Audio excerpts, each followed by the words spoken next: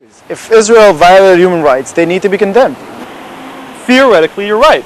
But if I know that I'm only being condemned because I'm Israel and not because of the human rights, then I have a problem. How can I explain this to you? Look, lovely, look.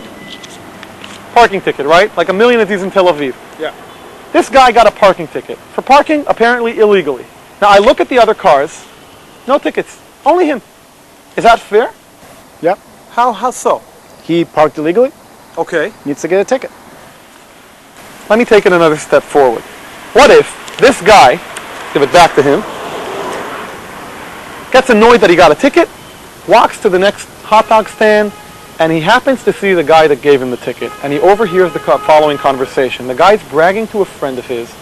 He saw a car with a certain license plate that came, it's an Arab car, and he says to his friend, I just gave an Arab a ticket. Ha ha. What then?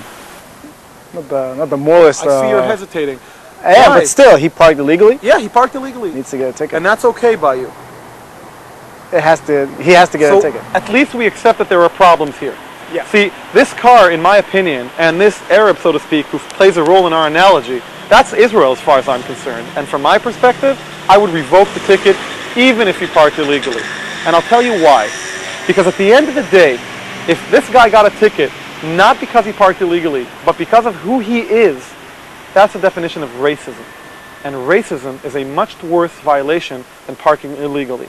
And so when the United Nations decides to ignore China, to ignore Pakistan, Iran, North Korea, Kuwait, Cuba, and many other countries around the world who are grave violators of human rights, and only singles out Israel, to me that's evidence that, like the parking meter, I didn't really get that resolution passed against me because I violate human rights. I got it because I'm Israel. And that's illegitimate. So what you're saying is that you want them to not give Israel the parking ticket, or you want everybody to get tickets? Either or. You choose. But if you want to be fair, be equal. No double standard. As far as I'm concerned, I'll go with you.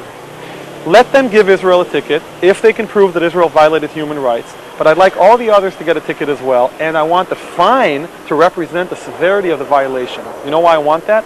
Because the minute you tie Israel's fate in the international arena with Russia, China, and all the other countries, they will become my biggest defenders because they will not be able to bear the punishment of their violations.